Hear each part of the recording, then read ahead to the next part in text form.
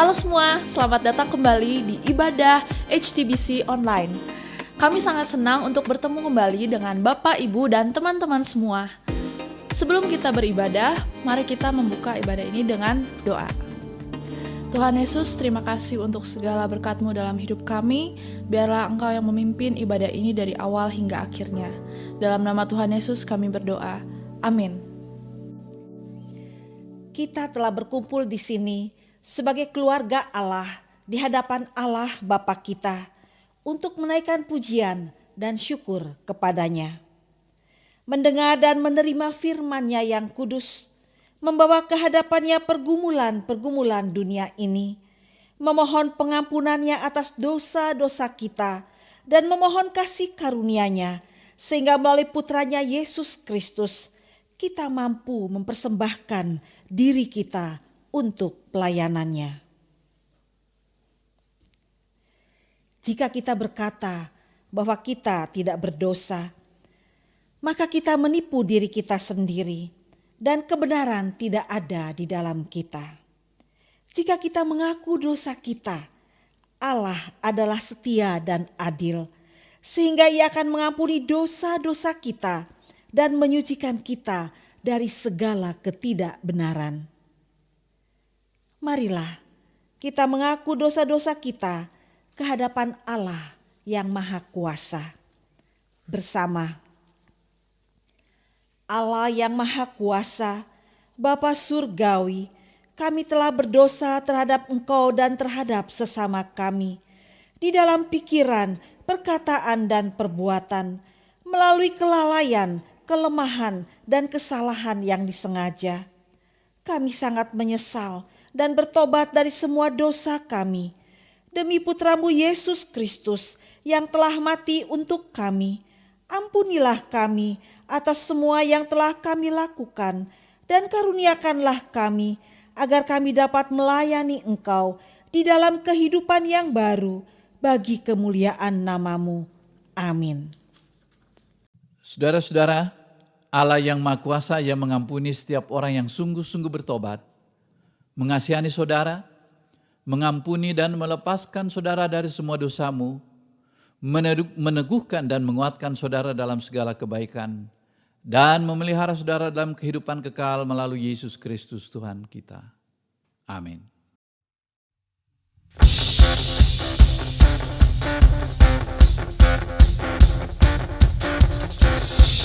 Mari sama-sama kita memuji Tuhan. Mari kita angkat pujian dengan-Mu Tuhan.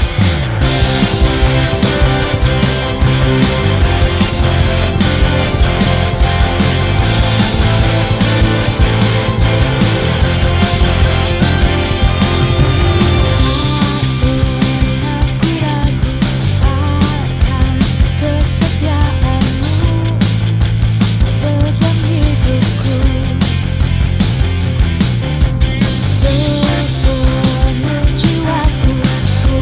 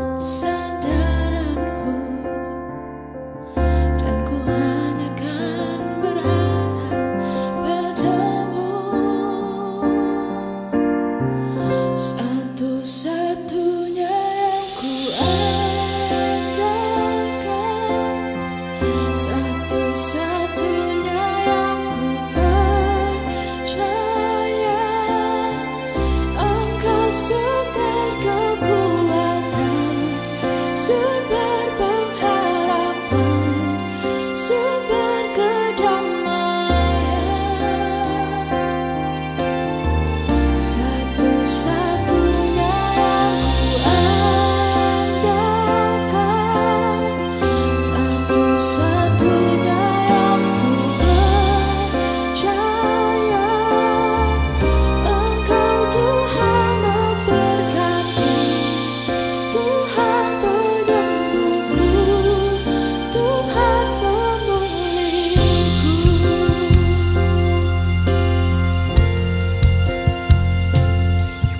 Engkau Tuhan yang setia, waktumu selalu yang terbaik. Engkau Tuhan sandaranku, dan ku hanya kan berharap padamu. Satu-satunya yang kuandalkan, satu-satunya yang ku percaya. Engkau sumber kekuatan, sumber pengharapan, sumber kedamaian. Satu-satunya yang kuandalkan, satu-satunya yang ku percaya. Engkau Tuhan memberkati, Tuhan penyembuhku, Tuhan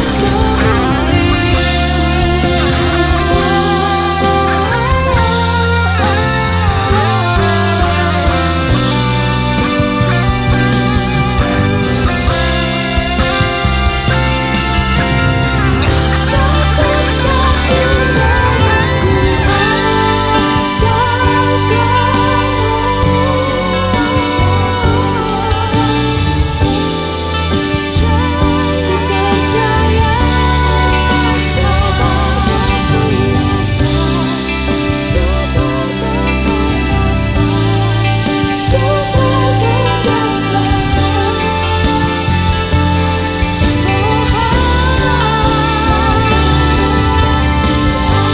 percaya. Engkau sumber kekuatan, sumber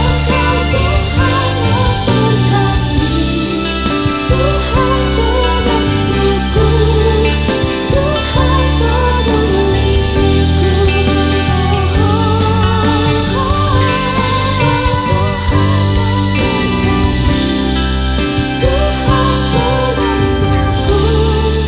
sumber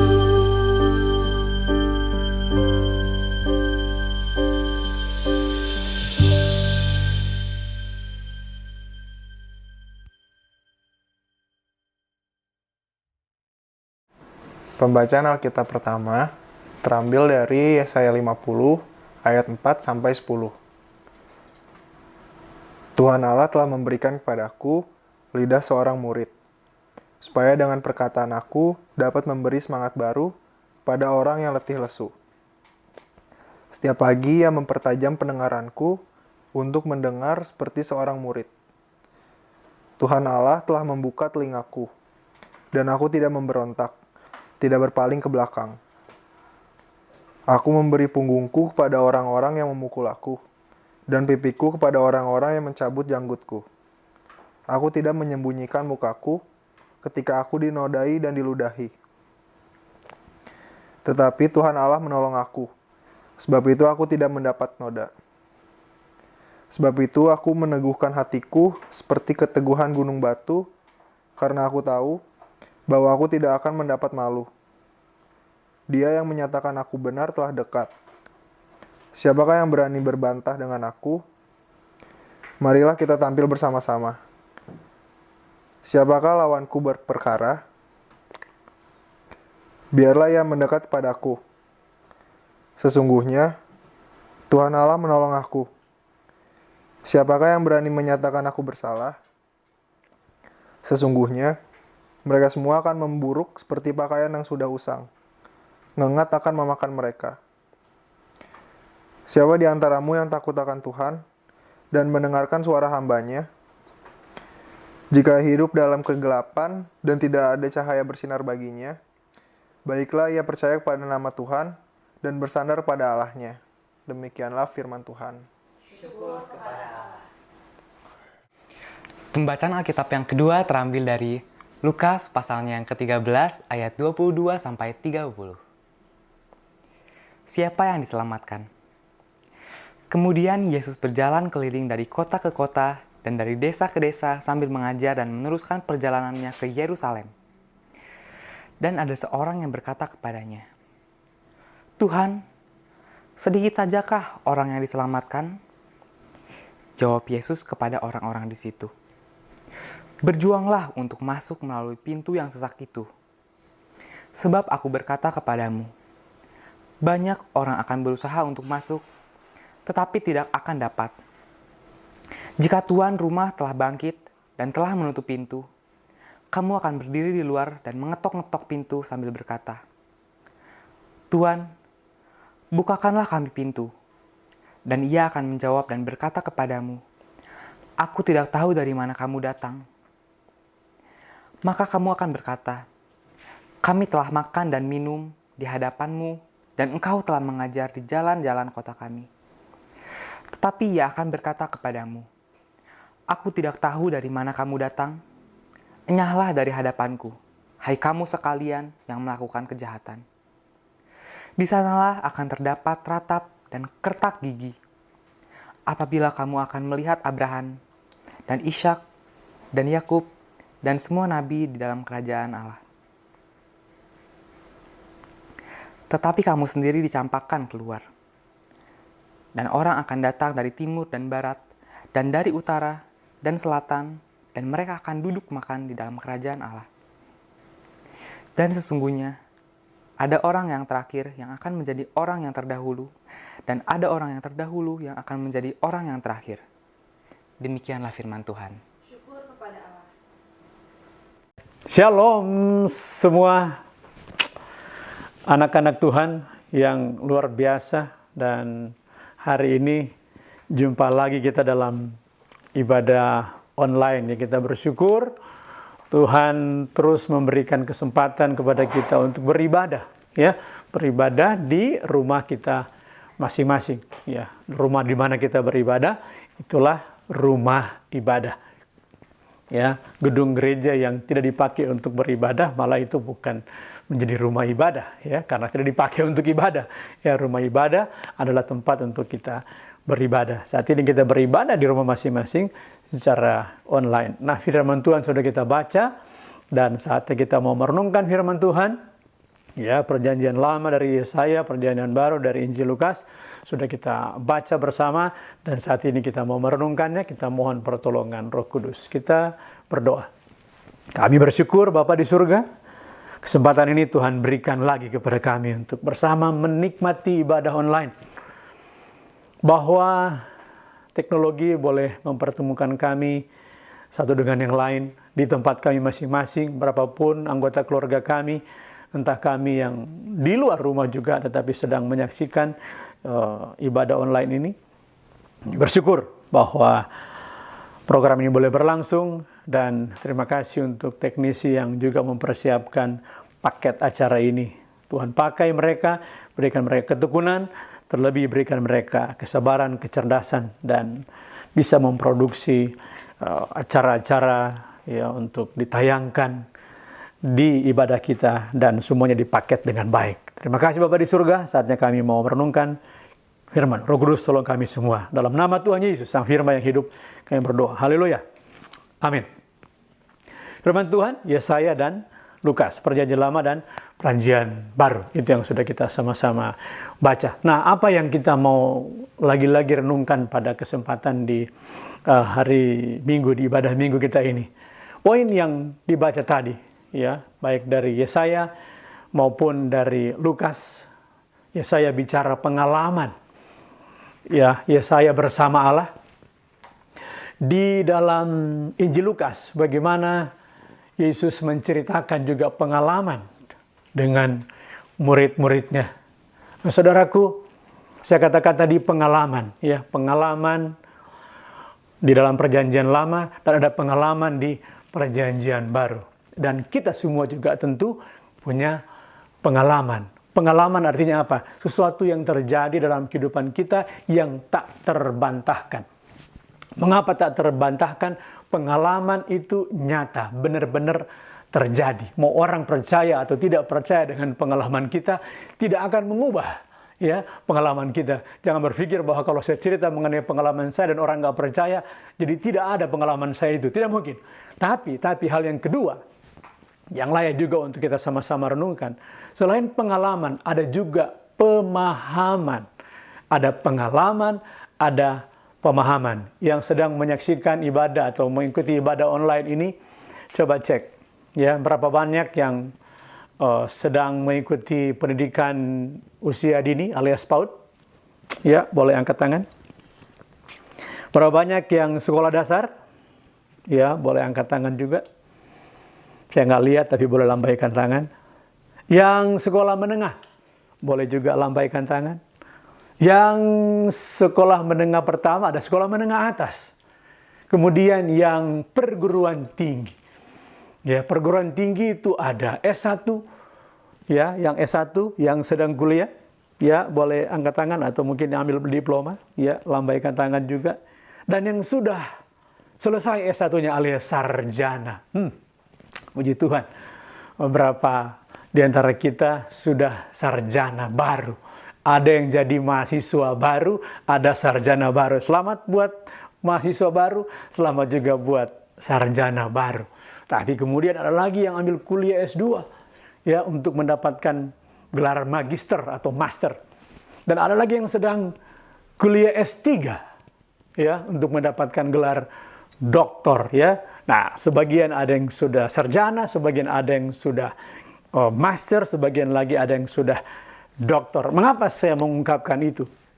Coba kita ingat-ingat. Selama kita belajar, ya, orang bilang makan bangku sekolahan, ya, makan tuh bangku sekolahan. Gimana itu, ya?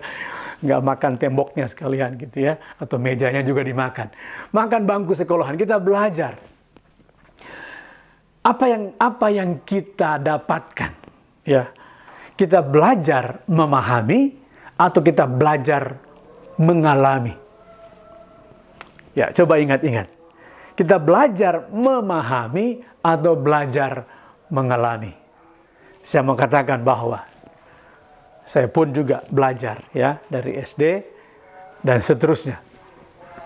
Cenderung pendidikan atau belajar mengajar kita terjadi untuk membentuk pemahaman kita. Kita diajar untuk memahami. Ya, diajar untuk memahami, paham tidak? Ya, memahami, mengerti enggak? Makanya guru suka bilang, dosen suka bilang, ngerti enggak? Paham enggak? Ya, supaya kita mengerti, supaya kita paham apa yang diajarkan, ya, oleh guru atau oleh dosen. Saya mau sampaikan dalam waktu singkat ini, metode pengajaran yang dilakukan Allah dalam perjanjian lama dan yang dilakukan oleh Yesus dalam perjanjian baru itu tidak totally, tetapi punya perbedaan yang mendasar. Seharusnya inilah yang harus kita lakukan, ya. Kalau ada yang guru di sini, sekalipun juga kita tidak persis seperti Yesus yang adalah guru kita, dan kita juga tidak akan seperti, ya, bagaimana Allah yang menuntun bangsa Israel, ya, di dalam kehidupan mereka. Nah, saya mau katakan, gaya pendidikan sekarang, belajar mengajar sekarang membawa kita kepada pemahaman. Tapi Allah dengan 12 suku bangsa, Yesus dengan 12 murid, bukan mengajar dengan memberikan pemahaman, tapi mengajar dengan memberikan pengalaman. Oke, ya, pemahaman dan pengalaman. Yang mana yang dominan dalam kehidupan kita? Kita berusaha untuk memahami atau kita mengalami? Kita bisa memahami Amerika tanpa kita ke sana. Kita bisa memahami Amerika tanpa ke Eropa. Kita bisa memahami Eropa. Bagaimana caranya? Ya cari berita. Atau kita tanya kepada orang yang mengalami Eropa, orang yang mengalami Amerika, orang yang mengalami Afrika. Kita belum ke sana, sebagian belum ke sana, tetapi ada yang sudah ke sana. Ya, Reverend Yopi pernah ke Eropa, pernah ke Amerika. Nah, yang belum pernah ke Eropa, belum pernah ke Amerika, tanyalah kepada yang pernah ke sana. Pada saat kita bertanya kepada yang pernah ke sana, apa yang kita dapatkan? Pemahaman atau pengalaman? Betul, kita hanya dapatkan pemahaman, tapi bukan pengalaman. Kalau begitu, bagaimana supaya kita dapatkan pengalaman? Ya datang ke sana. Kita bisa memahami, tapi belum tentu mengalami. Tapi kalau kita sudah mengalami, pemahaman kita akan beda. Mengapa? Karena kita mengalami. Inilah yang diinginkan oleh Allah. Mari alami Dia, bukan pahami Dia.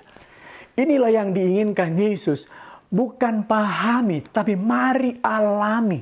Yang ditegur oleh Tuhan Yesus di dalam Lukas adalah orang-orang yang sepertinya, bukan sepertinya, kelihatannya memahami Allah, memahami Yesus.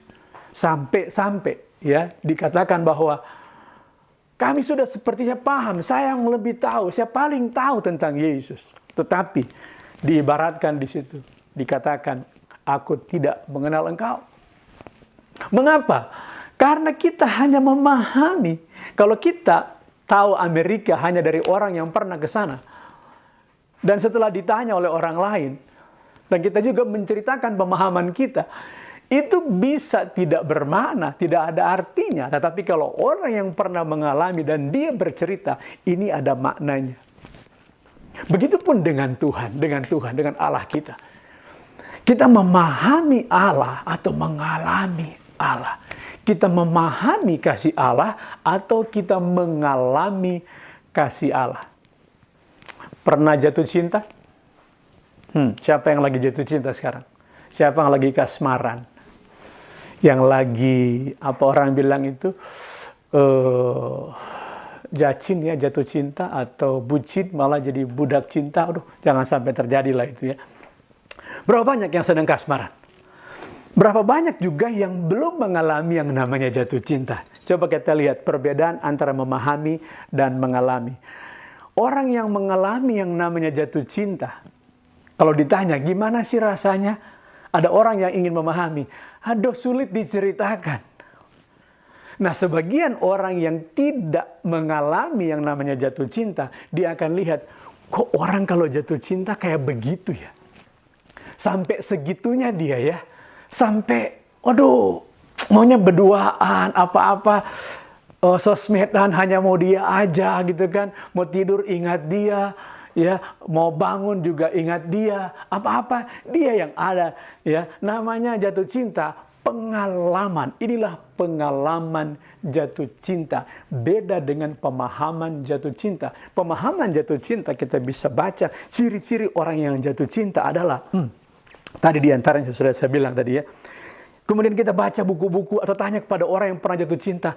Kita dapatkan pemahaman. Tapi itu tidak akan bermakna banyak dalam kehidupan kalau itu hanya sampai pada pemahaman dan bukan pada pengalaman. Begitupun dengan Tuhan Yesus. Kita sepantasnya mengalami kasih Allah dalam Tuhan Yesus. Dan bukan sekedar memahami. Boleh belajar tentang kasih Allah, pahami kasih Allah, boleh. Tapi ujung-ujungnya, perbedaan berikutnya antara orang yang memahami dan orang yang mengalami adalah orang yang memahami, dia akan terus berusaha belajar lagi memahami, dan untuk mendapatkan pemahaman apa yang dilakukan oleh orang itu adalah memberikan pertanyaan. Lihat, pemahaman berujung atau berlanjut pada pertanyaan. Itu pemahaman kepada pertanyaan. Bagaimana dengan pengalaman? Kalau pengalaman tidak ada pertanyaan, yang ada adalah pernyataan. Oke? Mari kita lihat ya. Orang yang punya pemahaman akan berlanjut pada pertanyaan. Bagaimana ya? Bagaimana ya? Kok gitu ya? Kenapa ya? Tapi kalau orang punya pengalaman, dia hanya berkata, yes, memang begitu.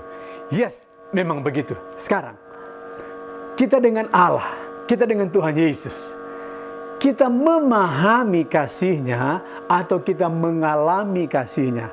Orang yang memahami kasih Yesus, dia akan terus bertanya. Kadang dia bertanya, kalau dia lagi tidak senang, begitu kan, dia akan bertanya, oh Tuhan, kenapa aku harus mengalami ini?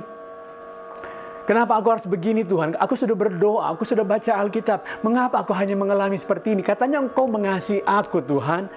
Ini orang yang memahami, orang yang mengandalkan pemahaman. Dia akan terus melanjutkan pemahaman dia dengan pertanyaan-pertanyaan. Ingat, pertanyaan adalah hasil dari pemahaman. Bagus, bagus memang. Masa nggak boleh bertanya? Boleh, boleh. Tapi untuk kasih Allah, saudaraku, saya mau katakan, jangan terus mempelajari kasih Allah, mengembangkan pemahaman terhadap kasih Allah. Apa sih kasih Allah itu? Nah tadi itu pertanyaan lagi, apa sih kasih Allah? Kok Allah begitu ya? Kok ada yang dikasih, kok ada yang tidak? Kok kadang-kadang Allah baik sama saya, kok kadang-kadang tidak baik? Pada saat kita mengalami sesuatu yang tidak menyenangkan, kita berkata, kenapa kok Tuhan tidak adil seperti itu sih? Hasil dari pemahaman adalah pertanyaan. Lalu apa hasil dari pengalaman? Hasil dari pengalaman adalah pernyataan. Bukan lagi pertanyaan, tapi pernyataan. Orang yang memahami, dia akan terus bertanya, mengajukan pertanyaan. Dan orang yang mengalami kasih Allah, dia akan membuat pernyataan. Sekarang, refleksikan baik-baik. Apakah kita masih bertanya tentang kasih Allah? Atau kita sudah mengalami kasih Allah? Apa itu mengalami kasih Allah? Terima Yesus, terima Dia. Mujizat keselamatan hanya ada di dalam Tuhan Yesus. Ini pengalaman, bukan pemahaman. Banyak orang paham tentang keselamatan, tapi berapa orang yang mengalami keselamatan? Ini yang dikatakan oleh Tuhan Yesus. Yang terdahulu akan terkemudian. Dan sebaliknya, sepertinya orang yang paham keselamatan, jago dia menjelaskan keselamatan, hebat dia, pinter dia. Orang yang paham keselamatan belum tentu memiliki pengalaman tentang keselamatan. Mari kita ada dalam pengalaman keselamatan dan bukan pemahaman, dan kita akan terus menggali. Boleh, saya katakan boleh belajar, boleh memahami, bukan tidak boleh. Tapi untuk keselamatan dalam Tuhan Yesus itu bukan pemahaman, itu pengalaman. Kita harus alami kasih Allah. Nah, saudaraku, jangan kita stop pada pemahaman, tapi mari kita alami kasih Allah. Terima kasih Allah, terima keselamatan dalam Tuhan Yesus. Ini pengalaman yang terindah yang harus kita dapatkan. Kalau kita belum mengalami kasih Allah, kita hanya akan berusaha untuk memahami kasih Allah. Dan usaha untuk memahami kasih Allah, hasilnya apa saudaraku? Pertanyaan lagi. Mau tidur bertanya, bangun bertanya, apa-apa nanya. Tapi pada saat kita sudah mengalami keselamatan itu, ya, bukan memahami keselamatan, tapi mengalami keselamatan. Di situ setiap pagi kita hanya akan berkata, oh terima kasih Tuhan. Ini pernyataan. Thank you Lord. Thank you Lord. Terima kasih Tuhan. For everything you have given to me. Terima kasih untuk semua yang Tuhan sudah berikan. Tapi orang yang memahami kasih Allah, Tuhan katanya Tuhan baik, tapi kok saya nilainya kayak begini. Saya sudah berusaha mati-matian, hidup-hidupan, tapi kok gini-gini aja. Saya udah baik Tuhan, saya udah berusaha baik, tapi kok kenapa orang tua marah-marah aja sih? Saya udah baik Tuhan, tapi kenapa kok dosen killer aja Tuhan? Dia bertanya-tanya terus. Tapi orang yang orang yang mengalami kasih Allah, apapun dia yang terjadi, apapun yang dia alami, dia akan berkata, terima kasih Tuhan. Tuhan punya rencana yang baik dalam kehidupan saya. Orang yang memahami kasih Allah, dia akan bertanya, oh Tuhan kenapa saya kok gini-gini aja? Masa dari dulu kayak nggak ada perubahan gitu-gitu aja gitu kan. Padahal Tuhan sudah memberikan kasih-Nya kepada dia. Tapi karena memang motifnya tadi itu ya, kita sudah biasa belajar dari kelas dasar sampai perguruan tinggi. Pahami. Untuk paham, bertanya lagi. Stop asking, stop questioning. Bikin statement, not question. Change the question to statement. Ubah pertanyaan menjadi pernyataan. Mengapa? Kita tidak ada dalam pemahaman terhadap kasih Allah, tapi kita ada dalam pengalaman terhadap kasih Allah. Kita mengalami keselamatan. Oh, how great thou art. Itu yang diungkapkan juga oleh Yesaya. Dia mengubahkan pengalaman terhadap matanya, telinganya, semua diubahkan karena mengalami Allah. Mengalami Allah. Mari, experiencing God. Itu dia. Alami Allah, bukan pahami. Dan yang terakhir ini, ya, pada saat kita berbicara tentang Allah, berbicara tentang kasih Allah, berbicara tentang keselamatan kepada orang lain, saya mau tanya, yang kita sampaikan, pemahaman kita tentang keselamatan atau pengalaman kita tentang keselamatan? Yang mana yang kita ceritakan kepada orang lain? Pemahaman atau pengalaman? Ingat, di dalam Kisah Para Rasul 1 ayat 8, kalau Roh Kudus turun ke atas kamu, kamu akan menjadi saksiku. Saksiku. Saksi itu apa? Orang yang memahami atau orang yang mengalami? Pikir sebentar. Saksi itu memahami atau mengalami? Benar. Yang namanya saksi, dia bukan memahami. Bukan sekedar memahami. Itu pun dia nggak paham-paham. Ya, karena terus bertanya lagi. Tapi dia mengalami kasih Allah. Itu namanya saksi, mengalami. Dan pada saat kita bercerita, kita bersaksi, adalah pengalaman kita yang ceritakan, bukan pemahaman kita. Kalau pemahaman yang kita sampaikan, itu bisa dibantah. Enggak begitu. Yesus mah enggak Tuhan, dia mah enggak bangkit, dia mah enggak disalibkan. Kita marah. Tapi pada saat orang membantah pengalaman kita, kita akan berkata, oh tidak apa-apa. Pada saat orang membantah, kalau dasar kita pemahaman, kita akan bertanya, oh Tuhan kenapa ini orang ini kok dablek amat sih? Kok nggak berubah-berubah dia sih? Saya sudah tegur, sudah ingatkan. Karena yang kita sampaikan pemahaman. Tapi kalau kita sampaikan pengalaman, apapun yang kita sampaikan, apapun reaksi orang itu, biarpun dia menolak, kita akan berkata, terima kasih Tuhan. Yang penting saya sudah menyampaikan pengalaman saya. Pengalaman keselamatan yang kita sampaikan kepada orang lain yang belum mengalami keselamatan. Itu yang Tuhan bilang, itu yang harus kita lakukan. Kita bersama dengan dia, bukan memahami dia. Kita terpisah dari dia. Dan dikatakan, aku tidak kenal engkau.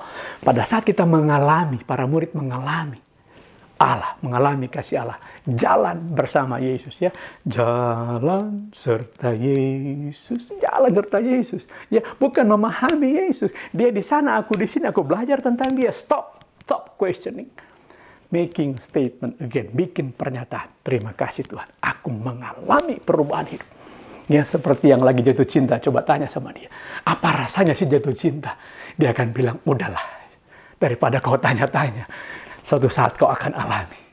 Dan orang-orang yang sedang jatuh cinta kadang-kadang membingungkan. Kok kayak begitu kelakuannya? Sudahlah, yang belum mengalami, ya nanti kita akan paham suatu saat. Tapi yang sudah pernah mengalami jatuh cinta, kita melihat orang jatuh cinta, dulu juga saya begitu kok. Jadi ya, kita maklumi. Pengalaman membawa kita, pengalaman terhadap kasih Allah, pengalaman keselamatan itu membawa kita membuat terus pernyataan. Oke, bikin pernyataan. Apakah itu? Terima kasih Tuhan. Terima kasih Tuhan. Apapun yang aneh yang kita lihat, yang nggak masuk dalam pemahaman, yang nggak masuk akal. Oh, terima kasih Tuhan. Engkau baik. Engkau baik. Tuhan baik. Dalam kehidupan kita, alami kasih Allah. Saudaraku, alami kasih Allah. Bukan pahami kasih Allah. Kita mengalami Allah setiap saat. Dan bukan sewaktu-waktu. Mungkin kita sedang berusaha untuk memahami Allah. Saudaraku, pengalaman keselamatan itu akan menjawab semua pertanyaan kita. Because of why? Jesus is the answer. Yesus adalah jawaban. Dialah jawaban. Dapatkan dia bersama Yesus. Maka semuanya terjawab.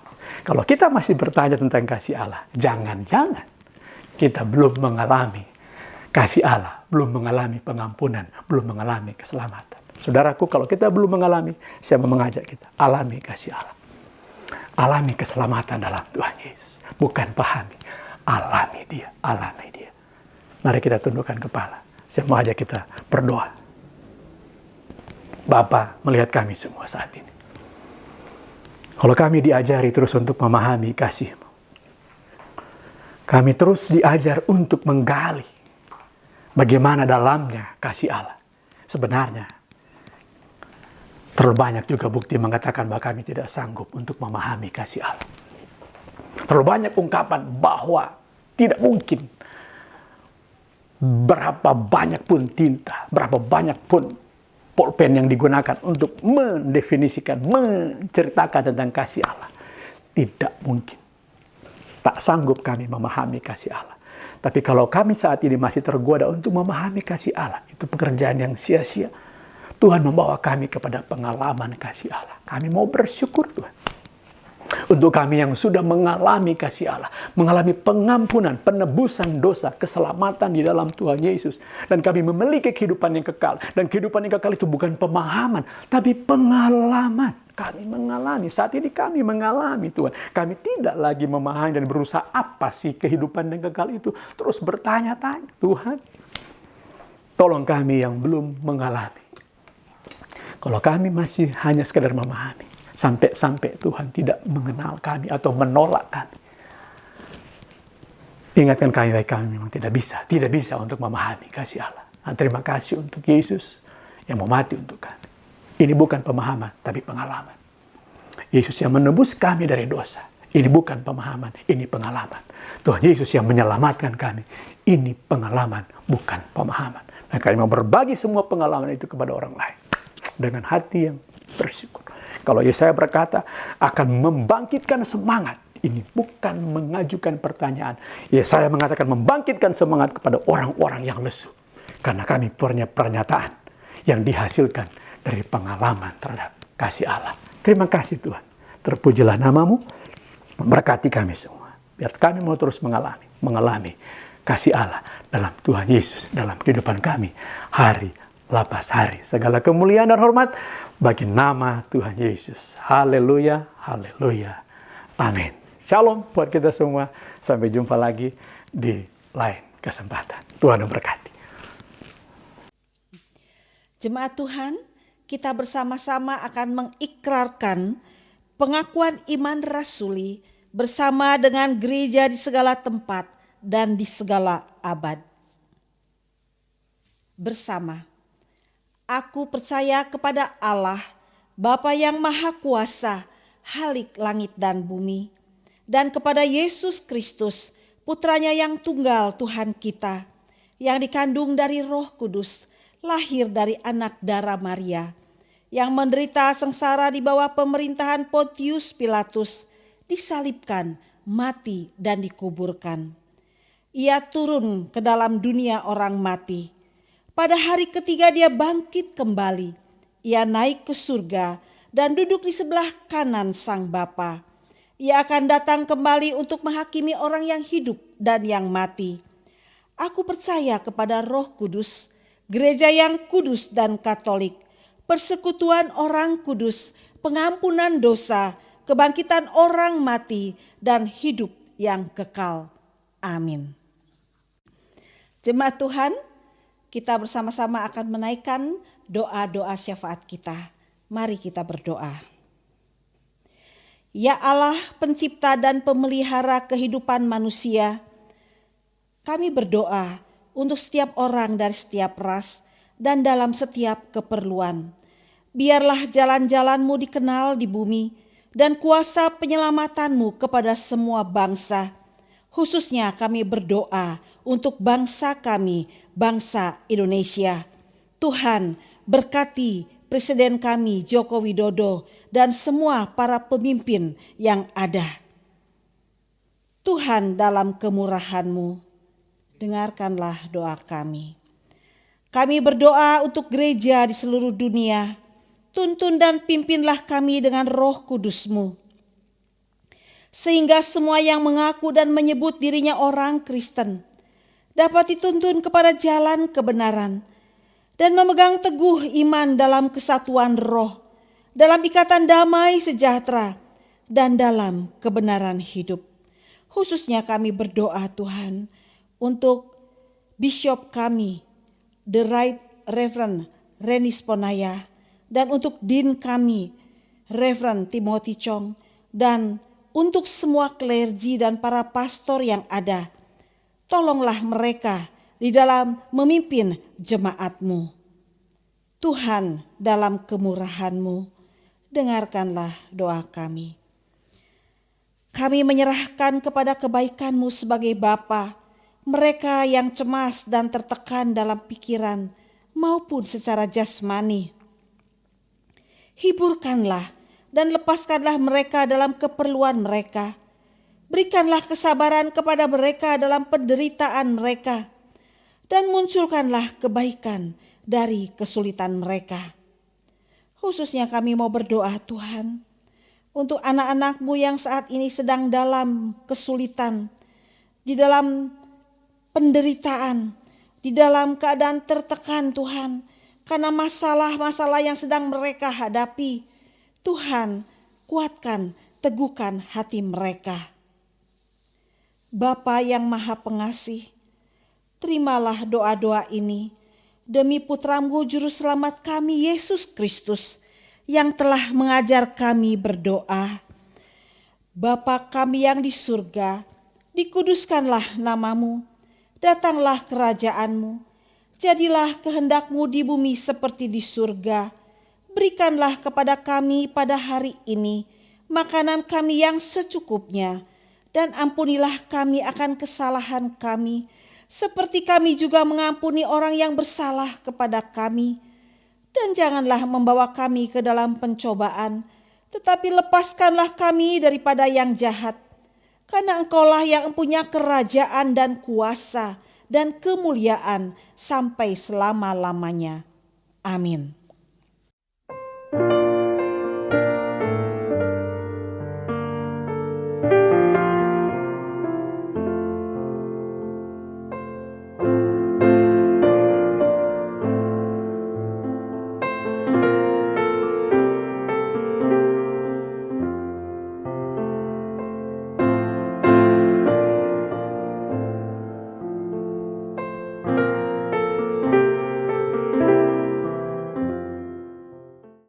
Jemaat Tuhan, mari kita berdoa untuk persembahan kita. Bagi-Mu ya Tuhan, kebesaran, kuasa, kemuliaan, kemegahan, dan keagungan, karena segala sesuatu di surga dan di bumi adalah milik-Mu. Segala-galanya berasal daripada-Mu, dan dari milik-Mu sendiri kami mempersembahkannya kepada-Mu. Amin.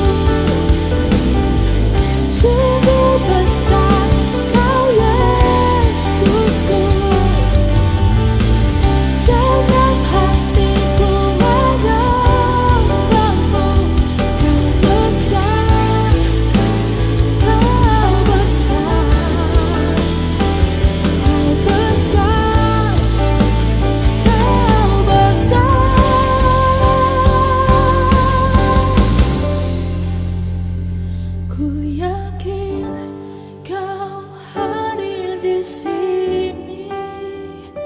Ku rasakan kuasa yang tak terbatas. Ku yakin Kau nyata di sini. Kemenangan terjadi di sini. Kesembuhan terjadi di sini. Kelepasan terjadi di sini.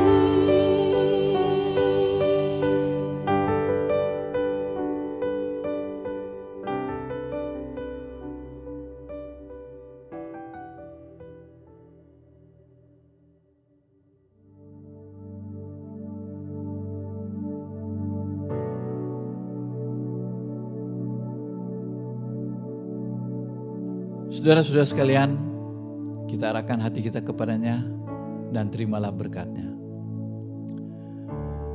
Kasih karunia Tuhan kita Yesus Kristus dan kasih Allah dan persekutuan Roh Kudus menyertai saudara sekalian senantiasa. Amin. Terima kasih telah mengikuti ibadah pada hari ini. Untuk melihat ibadah yang sebelumnya, Bapak Ibu dapat mengakses channel YouTube kami, HTBC Church. Dan untuk informasi lebih lanjut, Bapak Ibu dapat mengunjungi website kami di www.holytrinitybandung.com. Sampai jumpa.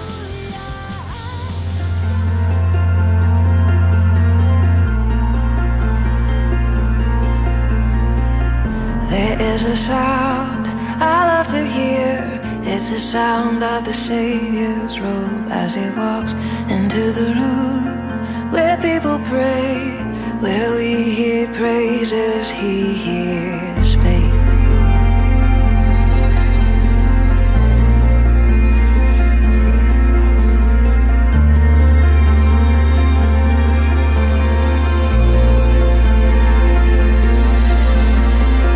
There is a sound I love to hear. It's the sound of the Savior's robe as He walks into the room where people pray, where we hear worship, He hears faith.